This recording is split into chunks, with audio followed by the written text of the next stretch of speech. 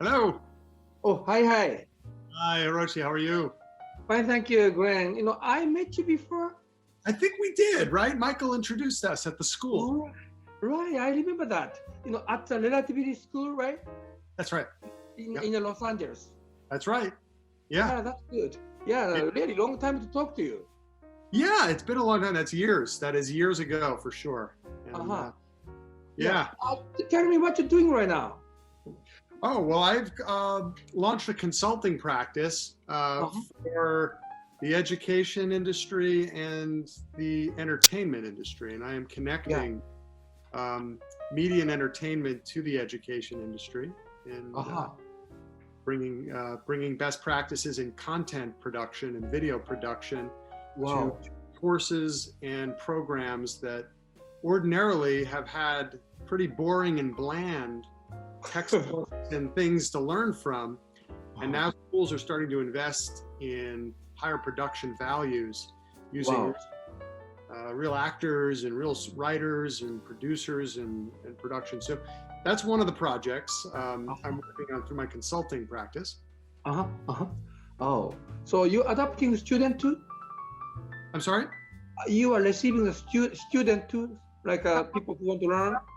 I am working with another high school in launching an online high school, grades 7 through 12, for artists that are training to be professional artists. That's interesting. Tell me, if any Japanese who want to be actor or actress, what they can do with you. Oh, well, yeah, I mean, look, we have an incredible program and relationship with the Dwight School, which is a New York private school that takes international students. It's an international baccalaureate curriculum. Right. And it's with an offshoot of Dwight that I'm launching this very specialty school for professional young artists that are training to work with. So if there are any Japanese, students that are, interested in that, they can certainly enroll still. There's some issues, of course, with the synchronous classes and the timing. Yes, right. But for the asynchronous portion, it can be done anytime. Interesting. Yeah, because the reason is because these days a lot of East and West kind of synchronization and synergy making of the kind of production side, like maybe. Not only Japan, but from Korea, big content coming into the US too, and so maybe there are a lot of interesting opportunities in the future between the West Coast and the Asian side. Yeah, I think so. I think so for sure. And would love to, I can show you I could put in the chat here if you want the website to look at.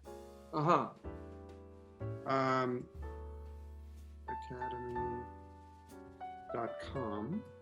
IAEacademy.com is that.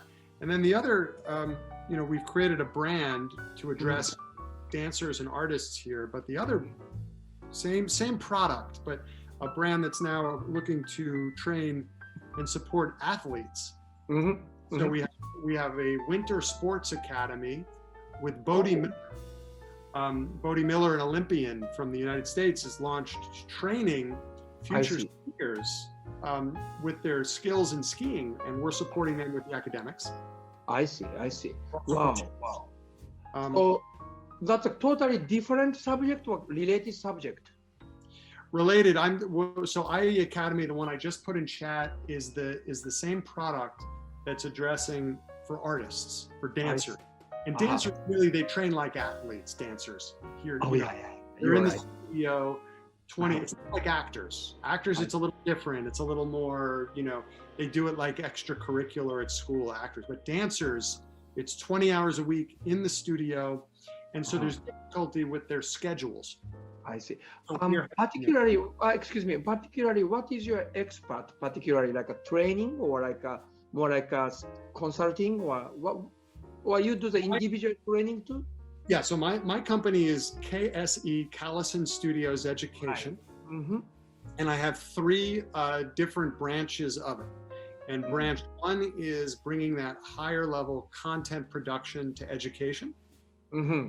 Another brand is the operation and support of operations of schools and training programs. Yes. Includes this kind of thing. That also includes for training below the line film crew and film in certain markets that are building film markets where they don't have a lot of people locally to hire onto the crews. Excuse me, filming means a movie or like a filming technology, or which side? Movies, yeah, film production. Mm-hmm, mm-hmm. Yeah. Okay. It's you have a very competitive space, and we built a very unique program back when I was at studio school. This is something I've taken this effort I see. forward. But you have these incentive programs, like different states in the United States compete with one another for Hollywood productions. They want a production to come because it brings inward investment and job creation. That's what they all want, these films to come to their state. So they offer rebates to the producers. Rebates on we'll give you 30% back if you bring your production here, or we bring you. So they don't have. It means that you're developing a kind of human resources for the future Hollywood. Yeah, absolutely, 100%. So we're talking to some developing countries that are developing markets. Well, some are developing countries. Some are already developed countries with developing markets for film. Right. They don't yet have the local labor resource to really, if your value proposition is let's create inward investment and job creation, it only works if people know how to do the jobs. For example, like in a baseball, like a professional sports, they are recruiting a lot of athletes from the Caribbean countries, I mean, like from Mexico and many places, This is the same concept you're talking about, right? Yeah. No, it is. It is exactly the same. It's true. And film, film has got its own set of many film schools. They only train producers, directors, writers, actors. Those are the program degrees. But when you look at the end of a film and you see all the names that come, all of those are jobs. Tell me, if I want to be a, let me say actor, maybe I may have some character, but how I can approach you and how I can be trained and how you can sell me? To be an actor? Well, I would say, first of all, this has to be something you love to do. So right, of course. You love to do it. It's hard work to get. Of course. Great work to get. But if you love this work, then you have to find a way to sustain a life while you're able to do the work until you can really get paid for that work, right? So that's what I say to very young actors. And then, you just have to, like anything else, you've got to stick with it. You've got to persevere. You've got to train yourself so that you feel good in a room. When you finally get your opportunity, you have to be able to show up. I see. Then if you find out if I have a talent, in that case you will introduce agent to recruit agent or like a human, that kind of thing. You do that for the filmmakers? Well, the school that I created here with that I put in the chat, IAE Academy. So IAE is Independent Artist Entertainment, and that is a talent management company. And that is a company that is focused on, wants to be in education so that they can identify talent. This is quite a competitive industry, isn't it? Representation of talent? Right, exactly. Also your job. My industry. Well, you know what? I operate in small, dark corners of the industry where I'm small, corners where I'm solving problems that I feel are not being solved elsewhere. So, it's training and schools. There are many schools out there. There are many choices for sure. So it is competitive, schools, education. I believe what we do are very different value propositions for students. Tell me exactly what kind of value. Do you have any example? Yeah, the kind of value is a student today that wants to be, for example, a professional dancer and wants to train. Nice.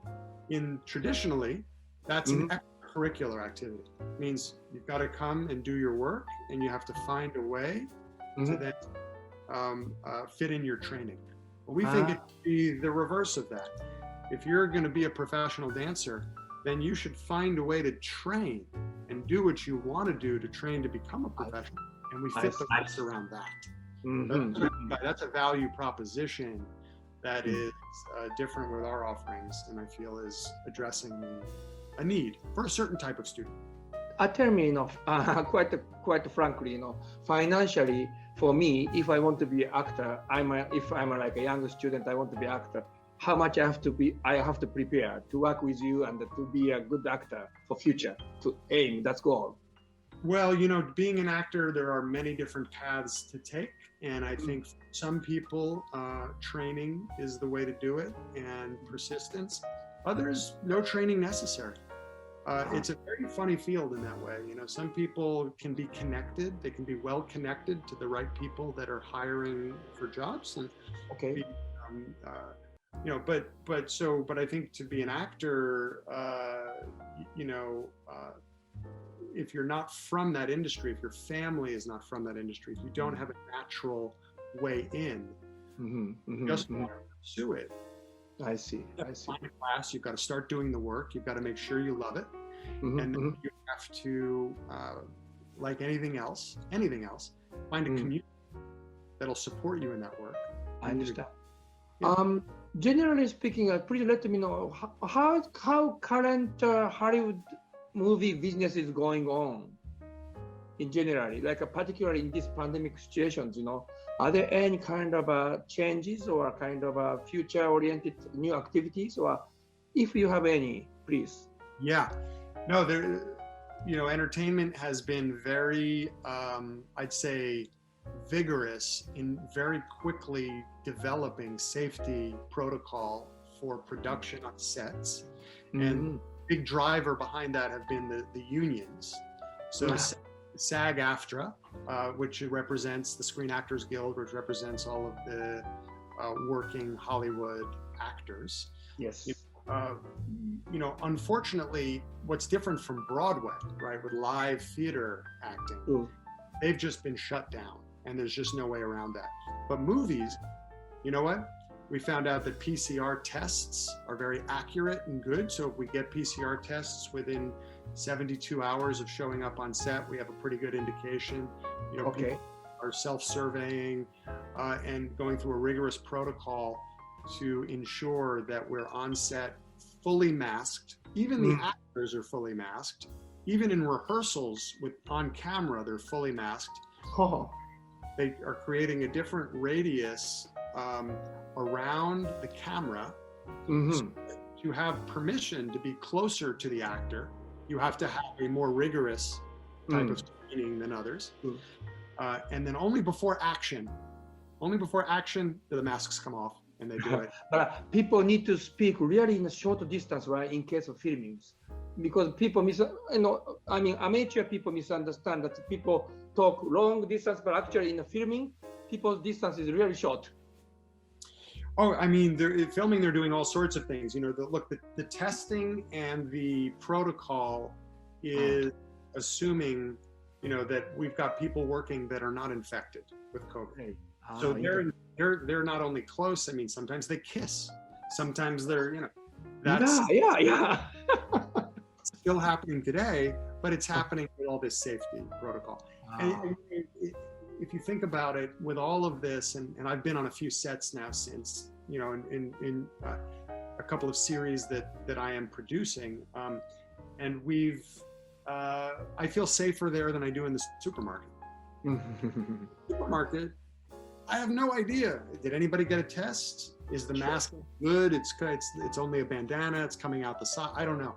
But on a set, it's all KN95 or N95 masks that are issued, many shields, all the PCR tests. So it's very safe right now. And they're really... And also maybe filming technology itself is really developed to kind of editing for special cases, maybe. Well, I would say that is, for sure. There's technology that can be helpful if an actor is not able to be there or something like that. So look safer. Glenn, please tell people that your vision in the future. I mean, particularly your business and what you would like to develop and what is the future. Let me say, if there is 5 years from now, what kind of things you want to develop? Yeah, sure. Well, I believe that high value video content, meaning thoughtfully developed content, that can help bring students closer to story and closer to the emotional life of a character, can help a student engage more fully with the topic. And Hollywood films in the entertainment area, they invest so much money in product. Okay. And it's all reliant on marketing campaigns for opening weekends and are we going to make our money back? But in education, we have the opportunity for much longer tails, meaning content can have a profound impact over long periods of time for students. So the ROI on creating high value content for students is one that we can no longer afford to live without. Because my vision is also, I'm really involved myself in education, particularly so-called intercultural communications, particularly this area, like people who has a different culture, business culture, whatever, how to communicate to each other to develop new synergy in the global era. One of the example I tell you, like auto industry these days, auto industry, each country has automobile makers, but these days people need to be connected. And the question is how to be connected. That's this is an educational kind of visual. We really do need it. That. So maybe we can work together for future, but particularly more and more, how can I say, people are even pandemic, people are separated like this. But the actual situation is really interacted more by using Zoom or something like this. Yeah. And are you interested in doing such kind of new, how can I say, productions for future-oriented business person to be more internationalized? Am I interested in that? You mean using technology specifically? Both. Okay. Well, I think the obviously education is language based to some extent. Of course. So so I think that the ability to take learning across culture and across language, as a concept, as an idea, is a wonderful one, and one that would have really positive effects on the world because it allows cultures to talk and allows us all to realize we're all the same, flesh and blood and people and with feelings. And, I think in terms of a future, a world where we're all able to communicate with one another and really relate to one another, that is a wonderful concept. Now, the execution of I think exchange programs to some extent are successful in doing that. Yeah. I think video content can do this with the right kind of subtitling and the right kind of technology to support it. Exactly. Yeah. Let's consider to work together really near future. Yeah, I know that because Michael talks at length about his partnerships and work with you over the years. Yeah, thank you. Okay, great. Thank you very much. Lastly, if you have any kind of message to Japanese people who want to be actor and actress for the educational area, whatever it is, please give us kind of message, just 1 minute. So I guess my message would be to. Oh, by the way, where will this be? By the way, where will this appear, or what will this interview? What will happen to this interview? Oh, this is a YouTube. This is your YouTube thing. Okay. Yeah. And based on my kind of publishing company. Right. Got it. Okay. Perfect. So message to young, and I would broaden it from actors to dancers to performers. And if we can say, you know, I have been an artist and a creative professional that's worked on both sides of the camera for more than 25 years. I've been in education for a good part of that as well, and helped train artists in preparing for the industry. And I'd say, you know, at the end of, you know, where my point of view, my message is, you know, find this work because you love it, you know, and pursue this work because you love it, because it's there are easier ways to make a living. That's right. It really is something that you have to love and believe in, and you have to create your own opportunities and be entrepreneurial as well in this work. I understand. Okay, thank you so much. And let's, you know, I mean, more than stay in touch, you know, and I'll get back to you. And let's discuss about business in future, okay? That sounds terrific. All right, thanks. Okay, thank you very much for your time. Yeah, great talking to you. Yeah. Okay, bye-bye.